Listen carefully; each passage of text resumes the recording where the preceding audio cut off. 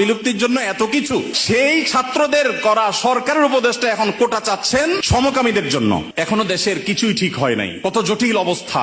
এখনো পুলিশ ভালো করে তাদের কাজে যোগদান করতে পারেনি, এখনো স্থবিরতা আছে, স্টাবল হচ্ছে না। সবাই সর্বাত্মক সহায়তা করছে, আমরা সবাই সহায়তা করছি। এই শুরুতে এসেই দেখেন তারা একটা পর একটা দফা দিচ্ছে এবং সেখানে এদের দফার সাথে দফা দেওয়ার জন্য, দাবি দেওয়ার জন্য উপদেষ্টা মহোদয় তাদেরকে বলছেন এবং বলছেন ঝাঁপিয়ে পড়বেন। আপনারা গতকালকের একটা নিউজ হয়তো অনেকে দেখেছেন যে কলকাতার আরজি কর হসপিটালের একজন ডাক্তার, একজন নারীর চিকিৎসক, তার প্রতি পাশবিক নির্যাতন করা হয়েছে এবং তাকে হত্যা করা হয়েছে ভারতে।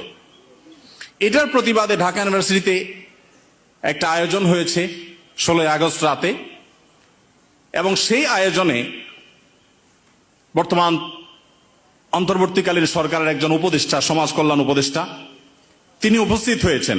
এস মুর্শিদ ওনার নাম। তিনি সেখানে উপস্থিত হয়ে তাদেরকে বলেছেন যে তোমরা কিছু দাবি দাওয়া পেশ করো, কিছু দাবি দাওয়া দাও তোমরা, যে দাবি দাওয়াগুলো বাস্তবায়নের জন্য আমরা ঝাঁপায়ে পড়ব। তিনি প্রকাশ করছেন যে আমরা ঝাঁপায়ে পড়ব তোমাদের সেই দাবি দাওয়া বাস্তবায়ন, তোমরা সেগুলো দাও। দাবি দাওয়া তো রেডি ততক্ষণে, তিনি দিতে বলছেন এবং বলছেন যে ঝাঁপায়ে পড়ব আমরা। এবং তিনি আরো কিছু কথা সেখানে বলেছেন, আমি সেগুলোতে আর যাচ্ছি না। তার পুরো কথার খোলাসা হলো যে পুরা তার কাছে যে সরকারি শক্তি আছে, তার পুরো ডিপার্টমেন্ট ঝাঁপায় পড়বে সেগুলো বাস্তবায়ন করবার জন্য। শুধু তাদেরকে উৎসাহ দিচ্ছেন, তিনি অনুপ্রাণিত করছেন যে তোমরা সেগুলো দাও। তারা দিয়েছে। তারা কি দিয়েছে? 13টা দফা বা দাবি দিয়েছে। এই 13টা দফা দাবির ভিতরে আমি যদি একটু পড়ে শোনাবার চেষ্টা করি, এর ভিতরে একটা দাবি ছিল 3 নম্বরের, সেটা হলো ধর্ম, গোত্র এবং বর্ণের ঊর্ধ্বে গিয়ে প্রতিটি লিঙ্গের মানুষের সম্পত্তিতে সমান অধিকার দিতে হবে। এটা আমাদের প্রচলিত আইন বিরুদ্ধ যেমন, তেমনি এদেশের সংখ্যাগরিষ্ঠ মানুষ মুসলমানদের কোরআনে কারিমের সুস্পষ্ট বিধানের হুবহু বিপরীত। এর আগে বিভিন্ন সরকার যেটা চেষ্টা করেছে, করতে পারে নাই। এখন বৈষম্য দূর করবার নাম দিয়ে কলকাতায় হয়েছে কি, আর তারা দাবি করছে কি? কলকাতায় হয়েছে, একজন নারী চিকিৎসক পাশবিক নির্যাতনের শিকার হয়েছেন, তাকে খুন করা হয়েছে। পৃথিবীতে মুসলমানরা নারীদের অধিকার নিয়ে যখন কথা বলেছে, তখন আজকালকার নারীবাদীদের জন্ম হয় নাই। মুহাম্মদ সাল্লাল্লাহু আলাইহি সাল্লাম যখন নারী অধিকার নিয়ে কথা বলেছেন, তখন এই নারীবাদীদের 14 গোষ্ঠীর কারোর জন্ম হয় নাই। যেখানে মেয়ে হিসেবে জন্মগ্রহণ করলে জীবন্ত পুঁতে ফেলা হতো, যেখানে মেয়ে হিসেবে জন্মগ্রহণ করা অপরাধ ছিল, সেই সমাজে নারীকে শুধুমাত্র মুক্তই করেননি নবী সাল্লাল্লাহু আলাইহি সাল্লাম, শুধুমাত্র মৃত্যুর হাত থেকে রক্ষাই করেননি, নারীকে আকাশের উচ্চতায় তুলে দিয়ে গেছেন। কোন বাবা মা যদি 2টি কন্যা সন্তানকে সঠিকভাবে যথাযথভাবে লালন পালন করে, তার জন্য জান্নাতের গ্যারান্টি দিয়েছেন। তার বিপরীতে 1 ডজন ছেলে সন্তান পালন করলেও এই সুসংবাদের কথা নবী সাল্লাল্লাহু আলাইহি সাল্লাম বলেন নাই। তো সেই মুসলমানদেরকে যদি নারীদের অধিকারের সবক শুনাতে আসা হয়, তো সেটা দুর্ভাগ্যজনক বিষয় ছাড়া কিছুই না। ভাইরা আমার, এখানে আপনারা দেখতে পাচ্ছেন হয়েছে একজন নারী চিকিৎসকের প্রতি জুলুম, নির্যাতন, সেটার প্রতিবাদ হবে। কিভাবে তার জুলুম থেকে রক্ষা করা যায় সেটা বলা হবে। দাবি হচ্ছে কি দেখেন, প্রায় সবগুলো দাবি সম্পূর্ণ অপ্রাসঙ্গিক। তার মানে একটা সুনির্দিষ্ট এজেন্ডা বাস্তবায়ন করবার জন্য ইচ্ছাকৃতভাবে, অপ্রাসঙ্গিকভাবে এই সমস্ত দাবিগুলো তারা তুলে আনছে। এর ভিতরে একটা হলো, দেখেন যেটা বললাম, ধর্ম, গোত্র, বর্ণের ঊর্ধ্বে উঠে, মানে কোরআনের বিধানকে সাইডে রেখে বাদ দিয়ে সকল লিঙ্গের মানুষের সম অধিকার। এখানে একটা জিনিস দেখেন, সকল লিঙ্গের মিনিংটা কি? সকল লিঙ্গ মানে কি? নারী পুরুষ? জি না। মূলত সমকামিতার কথা সরাসরি না বলে এই যে সকল লিঙ্গ, তারপরে যে আপনার জেন্ডার ডাইভার্সিটি, জেন্ডার বৈচিত্র্য, লিঙ্গ বৈচিত্র্য, এগুলো সবগুলোর মিনিং হলো যে এখানে তারা সমকামিতাকেও একটা লিঙ্গ হিসাবে, সমকামীদেরকে একটা লিঙ্গ হিসাবে, ট্রান্সজেন্ডারদেরকে একটা লিঙ্গ হিসাবে এখানে প্রবেশ করাচ্ছে, সরাসরি বলছে না। তো যাই হোক, এখানে কোরআন কারীমের আয়াতের বিধান থেকে আমাদেরকে, সারা দেশের মানুষকে সরে আসার জন্য আহ্বান করছেন। এই দেশে ছাত্ররা বৈষম্য বিরোধী, কোটা বিরোধী আন্দোলন করেছে কি কোরআন কারীমকে পরিবর্তন করবার জন্য? কোরআনের বিধানকে উল্টাবার জন্য মুসলমানরা রক্ত দিয়েছে? কিন্তু তারা তো সে দাবি করছে। আমাদের ছাত্রদের, আমাদের মুসলমানদের রক্তকে তারা কিসের বিনিময়ে বিক্রি করছে দেখেন। দ্বিতীয় দাবি দেখেন, ইউনিফর্ম ফ্যামিলি কোড চালু এবং তার বাস্তবায়ন করতে হবে। এটার সহজ কথা হলো যে মুসলিম পারিবারিক আইন যেটা আছে এটা তুলে দিতে হবে এবং তারা যে সমাজ চায় সেই সমাজ সোজা কথা বাস্তবায়ন করতে হবে, যেটা এদেশের সংখ্যাগরিষ্ঠ মানুষের চিন্তা, দর্শন, মূল্যবোধের পরিপন্থী।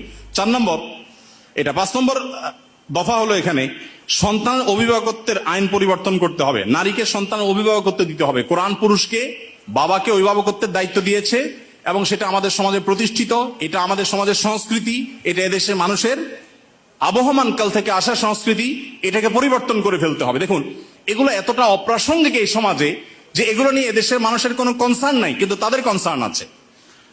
এরপরে দেখেন 5 নম্বর হলো সন্তানের অভিভাবকত্বের আইন পরিবর্তন। 7 নম্বর হলো নারী, আদিবাসী, প্রতিবন্ধী এবং ভিন্ন লৈঙ্গিক পরিচয়ের মানুষকে, দেখেন নারী আসছে, আদিবাসী আসছে, প্রতিবন্ধী আসছে, এরপরে আবার নারীর পরে আবার ভিন্ন লৈঙ্গিক পরিচয়ের মানুষ বলতে কি বোঝানো হয়? পুরুষ এবং মহিলা ছাড়া ভিন্ন লিঙ্গ এর পরিচয় দেয় যারা, তারা কারা? ট্রান্সজেন্ডার, আরো সহজ করে বলতে গেলে সমকামী। কারণ একজন পুরুষ যখন নিজেকে নারী ঘোষণা করে তখন তিনি আরেকটা পুরুষের সাথে বিয়ে বসে, কারণ তিনি ঘোষণা করছেন নিজেকে নারী, এখন একটা পুরুষের সাথে বিয়ে বসেন। যখন একটা ছেলেকে বিয়ে করেন তিনি, তখন আগে থেকেই তো তিনি পুরুষ, এখন একটা ছেলেকে বিয়ে করলেন, তাহলে সমান সমান কি দাঁড়াইলো? সমকামী। তো এই সমকামিতা এদেশে মানুষকে গিলানো সহজ হবে না, সেজন্য এই সমস্ত শব্দের মায়ের পেশ তারা দিচ্ছে। আপনি দেখেন প্রতিটা দফায় হয়েছে কলকাতায় কি আর তারা দাবি করছে কি। তো এই যে ব্যাপারটা দেখেন, এখানে তারা বলছে যে নারী, আদিবাসী, প্রতিবন্ধী এবং ভিন্ন লৈঙ্গিক পরিচয়ের মানুষদের প্রতিনিধিত্বের জন্য যৌক্তিক অনুপাতে কোটা বরাদ্দ দিতে হবে। যে কোটা বিলুপ্তির জন্য এত কিছু, সেই ছাত্রদের করা সরকারের উপদেষ্টা এখন কোটা চাচ্ছেন সমকামীদের জন্য। বলেন, এই মানুষগুলো যারা শারীরিকভাবে সুস্থ সবল, তারা নিজের মেধায় তো লড়তে পারেন, কিন্তু এখানে নারীদের জন্য শুধু কোটা চাচ্ছেন তিনি তা না, তিনি ভিন্ন লৈঙ্গিক পরিচয় ধারণকারী মানুষদের অর্থাৎ সমকামীদের জন্য তিনি কোটা চাচ্ছেন। সমকামীদের শুধু বৈধতা দেওয়ার কথা বলছেন না, তাদের জন্য কোটা রাখার দাবি করা হচ্ছে। আচ্ছা দেখেন, এরপরে আমরা দেখতে পাচ্ছি যে 8 নম্বর যে দাবি, সে দাবিতে লেখা আছে যে বলা হয়েছে যে 1860 সালের গর্ভপাতের আইন বাতিল করতে হবে, নারীকে গর্ভপাতের পরিপূর্ণ স্বাধীনতা দিতে হবে। মানে জেনা ব্যভিচার হবে, অসামাজিক কার্যকলাপ হবে, মনে চাইলে গর্ভপাত করবে, এই বিষয়গুলো ইজি করে ফেলতে হবে, সোজা কথা। তো গর্ভপাতের মাধ্যমে যে ভ্রূণ হত্যা করা হয়, এটা কি হত্যা না? হত্যা না? তো মানবতার ধ্বজাধারীরা দাবি করছেন কিসের? যে একটা মানব ভ্রূণ হত্যা করার অনুমতি দিতে হবে, স্বাধীনতা দিতে হবে। এ দাবি করছেন কারা? মানবতার সবক দেয় যারা আমাদেরকে সকাল বিকাল, তারা। ভাইরা আমার, এরপর আপনি দেখেন কলকাতায় ঘটেছে কি, একজন নারী চিকিৎসকের উপরে জুলুম হয়েছে, আর তারা চাচ্ছে কি যে কোনো নারী যে কোনো জায়গায় গর্ভপাত করতে পারবে, পারমিশন চাচ্ছে।